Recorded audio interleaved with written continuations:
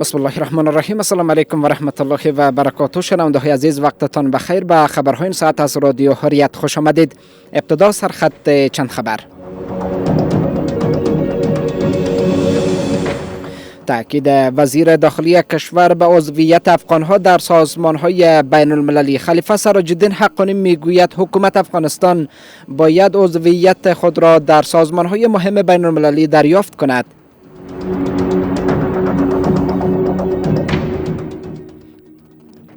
جلوگیری از قاچاق انسان در میدان هوایی کابل. مسئولان در میدان هوایی بین المللی کابل میگویند یک تن را که قصد داشت شمار از افراد را به ایران و از آنجا به ایتالیا انتقال دهد بازداشت کردند.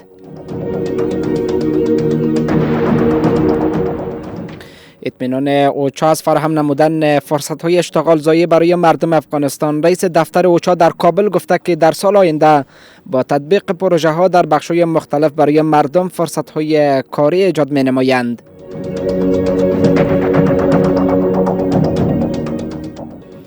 تکمیل شدن کار ساخت سرک واخان لاچین در آینده نزدیک. مسئولان در بدخشان میگویند افغانستان تا یک هفته دیگر به چین از طریق زمین وصل خواهد شد.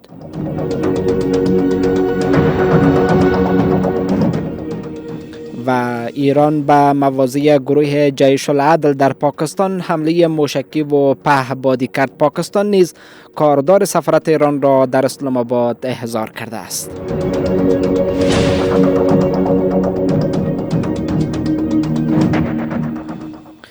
باز هم خوش آمدین. امروز چهارشنبه 5 ماه رجب سال 1445 هجری قمری و 27 ماه جد سال 1402 هجری شمسی است که برابر می شود با 17 ماه جنوری سال 2024 میلادی. مشروع خبرها. خلیفه سراج الدین حقانی سرپرست وزارت امور داخلی کشور در دیدار با رافائلا یودیچا سفیر اتحادیه اروپا برای افغانستان گفته است که حکومت افغانستان باید عضویت خود را در سازمانهای مهم بین المللی دریافت کند تا افغانها نماینده واقعی خود را در این نهادها داشته باشند و با این کار حل مسائل نیز آسان خواهد شد. در خبرنامه وزارت امور داخله آمده است که آقای حقانی گفته است که بعد از چندین دهه جنگ در افغانستان این کشور به سرعت به سوی ثبات اقتصادی و سیاسی روان است و افغانها بعد از مدت‌ها احساس امنیت فیزیکی و روانی می‌کنند. از سوی هم وزارت امور داخله از قول خانم یودیچا در این دیدار گفته که او از امنیت موجود در افغانستان استقبال می‌کند.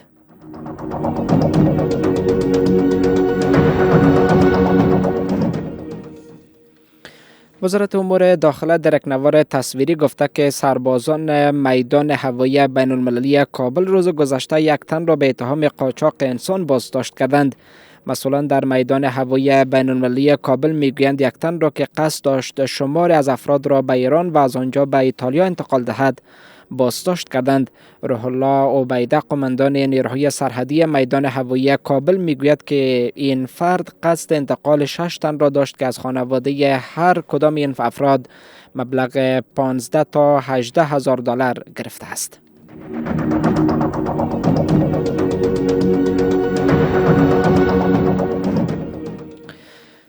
اوچا یا دفتر هماهنگ کننده کمک‌های بشری سازمان ملل در افغانستان از فراهم نمودن زمینه کار برای شهروندان افغانستان در سال آینده خبر داده است.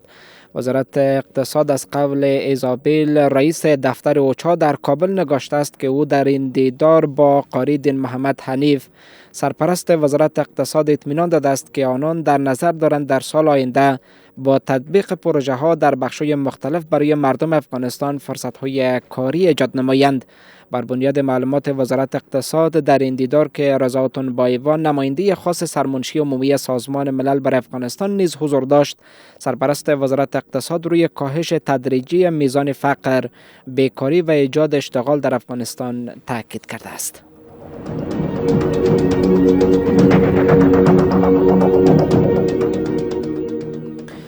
مولوی خالد ایوبی والی ولایت بدخشان در تازه ترین مصاحبه خود با رادیو حریت گفته است که کار سرک اتصالی افغانستان با چین عنقریب تکمیل و این سرک به زودی افتتاح خواهد شد. بر بنیاد معلومات مقام ولایت بدخشان کار ساخت این جاده 7 کیلومتر باقی مانده و تا 7 روز دیگر تکمیل خواهد شد. با گفته والی بدخشان، سرک واخان از راههای حیاتی کشور است و نقش مهم در رشد اقتصاد افغانستان دارد. و همچنان میگوید که کار دیزاین و سروی این سرک از سوی تیم انجینری شروع شده و تا بهار آینده پایان می‌یابد. سرک اتصالی افغانستان با چین با طول 480 کیلومتر از مرکز ولایت بدخشان را کوتل واخجیر جاده است که برای نخستین بار افغانستان به کشور چین وصل می شود.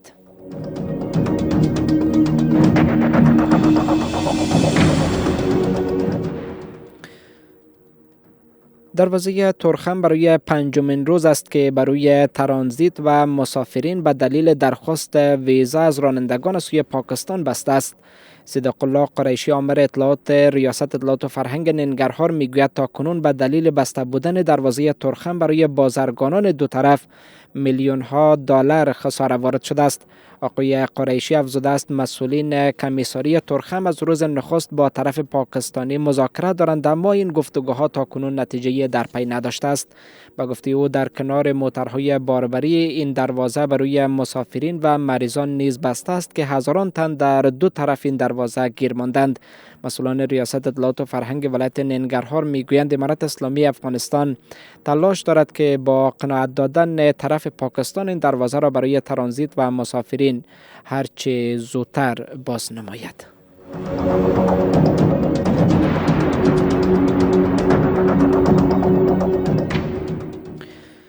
پلیس مدیریت مبارزه با مواد مخدر قماندانی امنیه ولایت بدخشان یک تن را با مقدار 16.8 کیلوگرم تریاک بازداشت کرده است. دفتر مطبوعاتی قماندانی امنیه بدخشان با پخش خبرنامه میگوید فرد بازداشت شده باشنده قریه چهارده ولسوالی سنگین ولایت هلمند می باشد و از داخل شهر فیض‌آباد مرکز ولایت بدخشان بازداشت شده است. در خبرنامه آمده است که فرد بازداشت شده به دسته مراحل دوسیه نسبتیش به محکمه ابتدایی شهر فیض‌آباد معرفی شده است.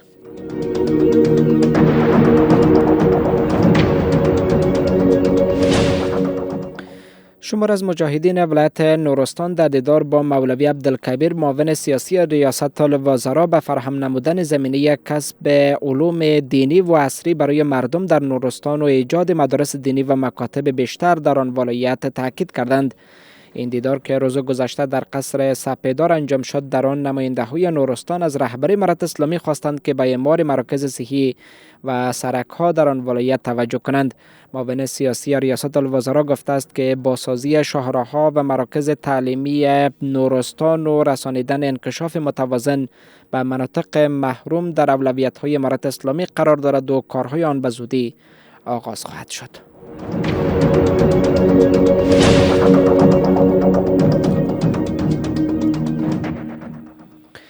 وزارت امور داخله روز گذشته خبر داد که ملا عبدالظاهر مدثر که چند پیش طی فرمان رهبر امارت اسلامی به حیث قماندان امنیه ولایت نیمروز مقرر شده بود، رسما معرفی و کارش را آغاز کرده است. در مراسم معرفی آقای مدثر، شیخ محمد قاسم خالد والی نیمروز گفته که به کس اجازه مختل نمودن امنیت را نمی‌دهد و از سربازان امارت اسلامی خواسته که با اطاعت از دستورات رهبری امارت اسلامی خودشان را مجاهد واقعی بسازند. با این حال ملا عبدالظاهر مدثر پیش از این به حیث قماندان امنیه ولایت بلخ نیز کار کرده است.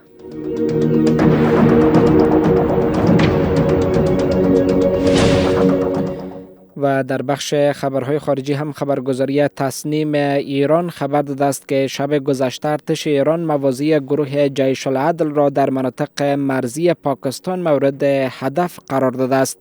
این خبرگزاری گفته که این مواضع با پهباد و موشک مورد هدف قرار گرفتند و گروه جیش العدل نیز بامداد امروز در بیانیه حمله به مراکزش را در پاکستان از سوی ایران تایید کرده است. این حمله در حال صورت می‌گیرد که در این اواخر گروه جیش العدل حمله به پاسگاه راسک ایران در سیستان و بلوچستان آن کشور را به عهده گرفت که در آن چندین نظامی ایرانی کشته شدند. وزارت خارجه پاکستان نیز این حمله را نقض حریم هوایی پاکستان خوانده و کاردار سفارت ایران در اسلام آباد را احضار کرده است.